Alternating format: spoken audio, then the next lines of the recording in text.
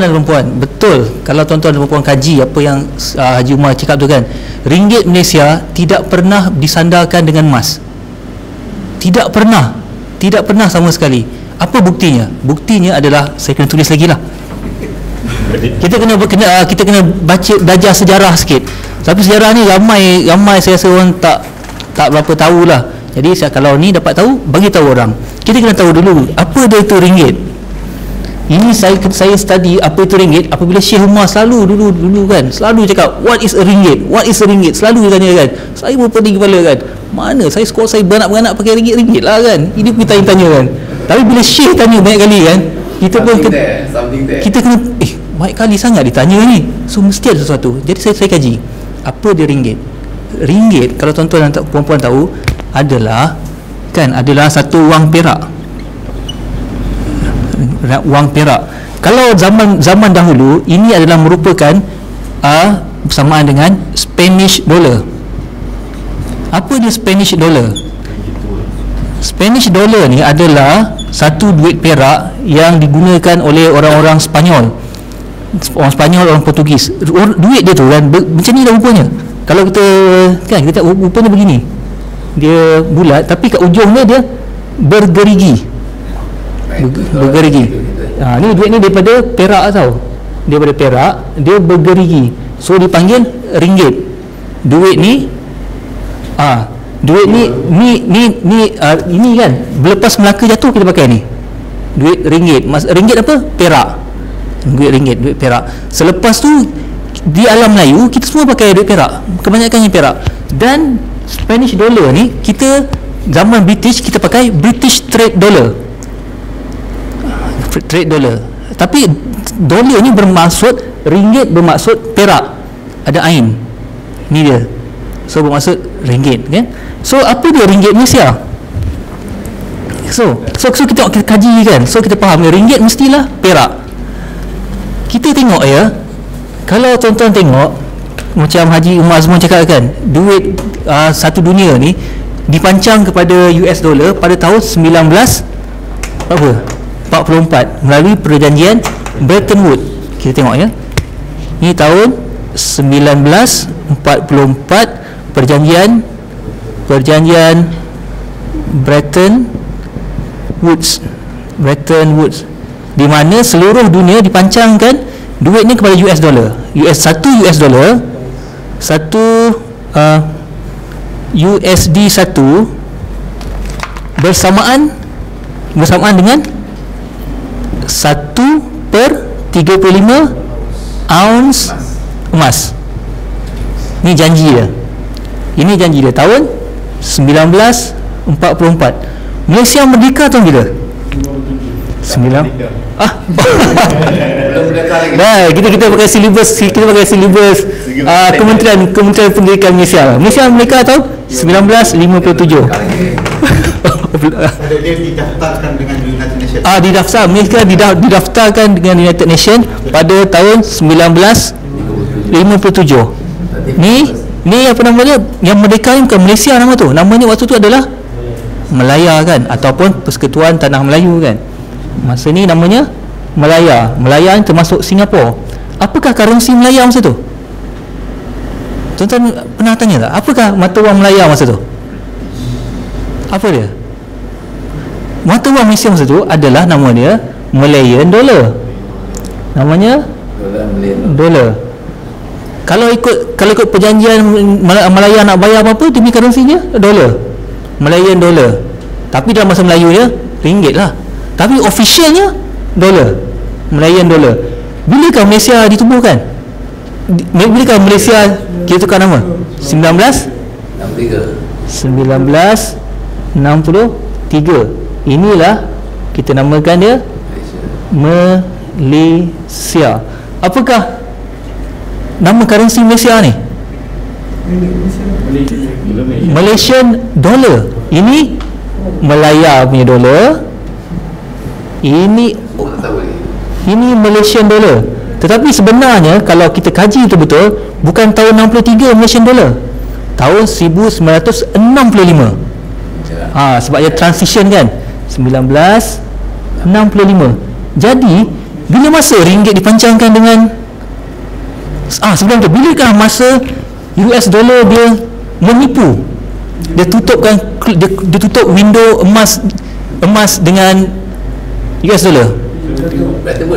Bilakah Bretton Woods habis? 1971, Ogos 1971. Ni tiada lagi Bretton Woods. Maksudnya tak ada lagi semua duit, tak ada bergantung dengan emas, tapi bergantung dengan kuasa pasaran. Bilakah ringgit Malaysia? Masa ni currency Malaysia apa? Masih lagi Malaysian dollar. Bermaksud sepanjang ni kan, ringgit Malaysia tak ada. Ringgit hanya wujud secara rasmi pada tahun, cuba teka-teki, ulang mati hisap rokok. Ringgit Malaysia cuma rasmi wujud pada tahun ini dia, tuan-tuan dan puan-puan. Drum roll please. Bilakah ringgit Malaysia kan? Ni dia. Saya rasa tahun ini baru ada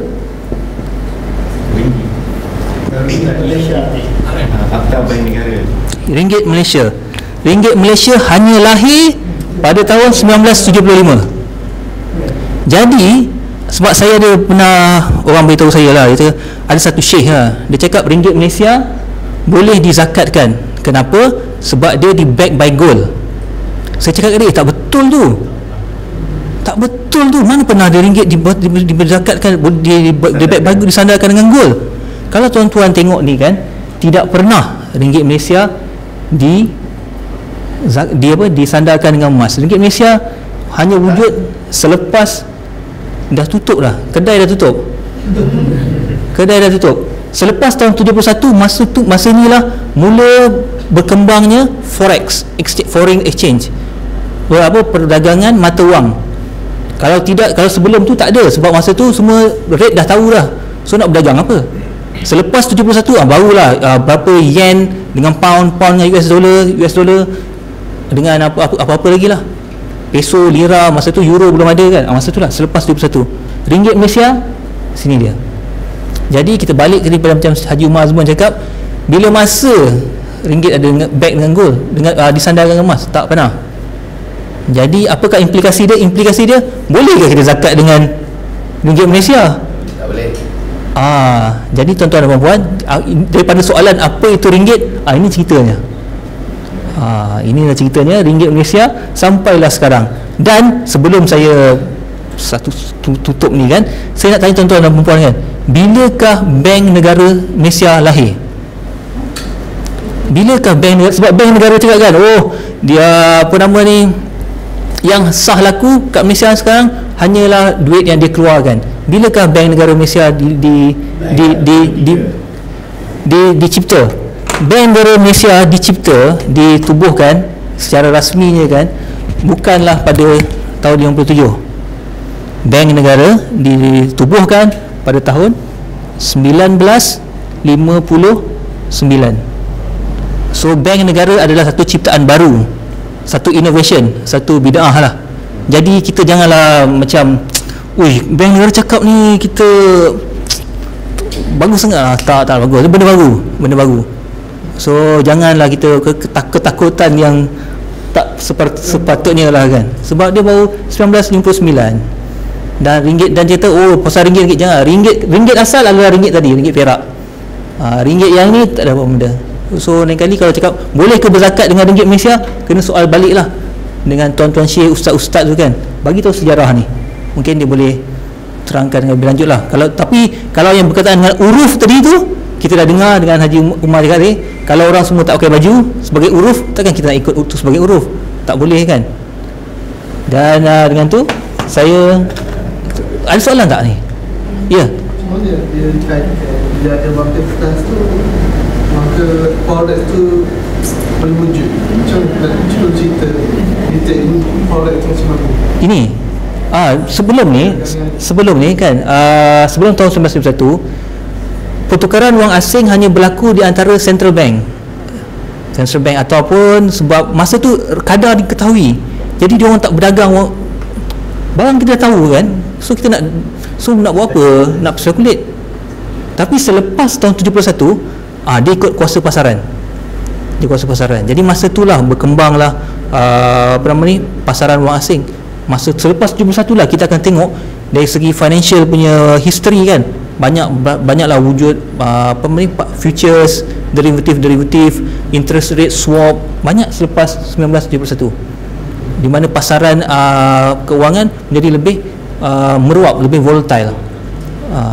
Dan kalau kita tengok daripada selepas tahun 71, wang yang fizikal kan, kalau untuk graf dia kan, wang fizikal berbanding dengan wang bank atau wang yang digunakan untuk spekulatif kan, kalau wang fizikal naik dia macam ni, wang yang bank dia naik dia lebih tinggi lah. Dan kalau kita tengok sekarang, perdagangan wang asing sekarang mencecah $4 trilion sehari.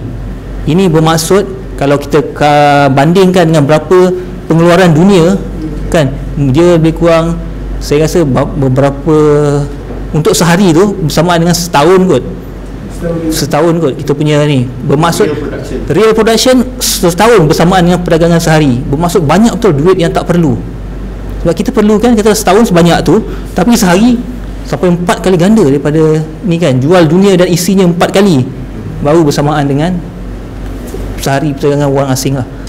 Jadi inilah dia. Ini mungkin kita akan lebih kemas lagi di masa akan datang dengan perdagangan forex. Cuma hari ini saya nak beritahu apa dia ringgit, sejarah dia, dan bolehkah dia dizakatkan. Kalau ikut tu memang betul tak boleh dizakatkan.